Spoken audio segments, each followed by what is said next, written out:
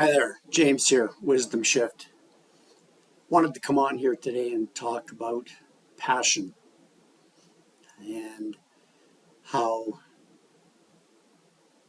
most of us, probably much like myself, I was passionate about all kinds of things when I was a kid growing up, but I really didn't have any ideas to zeroing in on what that passion could be or look like.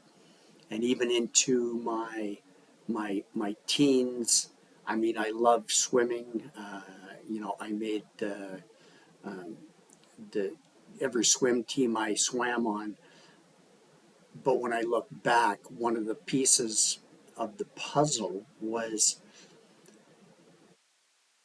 I had no idea. Whenever my mom and dad's friends were over, they'd be like, "James, like, what are you going to do in life?" Like, remember when you were 16, 17, 18, and maybe that didn't happen to you, but I know it happened to almost all of my friends because we'd all, when we had stolen one of my mom or dad's cigarettes to go smoke in the bush, when we'd be sitting hunkered down, looking around, is there anybody going to see us having a smoke that we stole from our mother or father? And we just go like, what the hell? What's with our parents' friends asking us, well, what are you going to be when you grow up? What are you going to be when you graduate from high school? Or you're going to go to university? Or what do you want to be? It was extremely exasperating because it kind of drove us away from, or it did, with me and my friends thinking about, you know, what we really wanted to do because it was more of an fu back to those questions that we were getting, and just like, you know what, I have no idea, we have no idea what, you know where we're going, what we're about to do, what we're going to embark on, what we're, you know going to do in life. And this comes back to speaking about passion and or what you're passionate about. So many of us, we're going through life, and there's all this like Tony Robbins rah BS about find your passion, and a few of the other, so-called gurus. And what I find really interesting is that I ended up getting into business, like kind of later on in life when I was 39, I believe, when I started my business.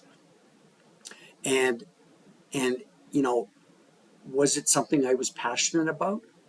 No, I was passionate about like giving back. I was passionate about how do I contribute back, to society as a whole.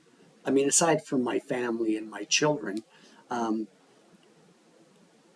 I loved helping my clients out. I loved having where I could contribute to my staff and have them grow as people.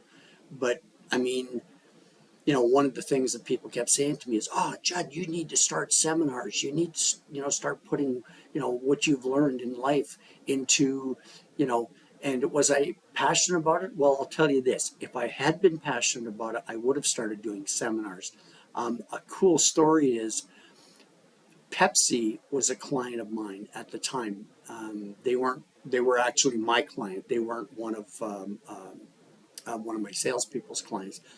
And I ended up helping one of the senior VPs out in Western Canada with his laptop, do the link in the interface between his laptop and his printer, and got it all set up. And him and I ended up, chatting, over the next few months because he was so happy that I could do that for him, because he had mentioned that the IT guys in Toronto could not figure out how to get his laptop to communicate with his printer.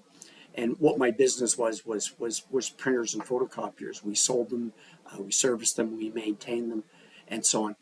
Anyways, one of the pieces that he ended up bringing up was, said, "Hey, would you consider doing training, sales training for our staff? Because you've been in here, you've seen we have the team meetings and so on." And he asked me if I'd put together like a kind of a program to, train their sales staff, like entry level sales training, where when you walk in,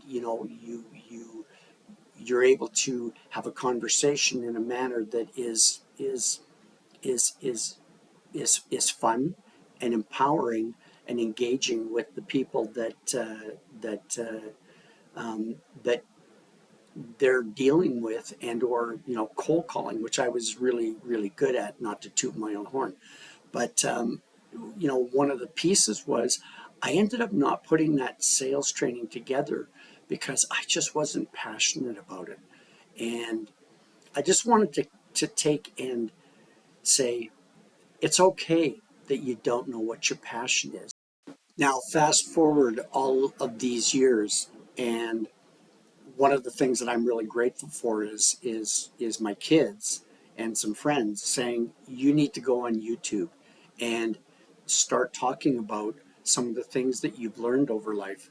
And I mean, I don't profess to be like an educator or uh, somebody who has all the answers, because I don't. And especially as I've gotten older, and I know this is a bit of a cliche, but as I've gotten older, one of the things that I've learned is the older I've gotten, I find the less that I think I know. It's all about learning. It's all about learning about yourself. It's all about um, where's my place in the world? How do I fit in? And being honest with yourself, being reflective with yourself, taking the time in the evening after you shut all the devices off, and you're just sitting there before you go to bed, instead of just crawling into bed and pulling the covers up over your shoulder, and saying, hey, you know what? I'm just going to go off to sleep.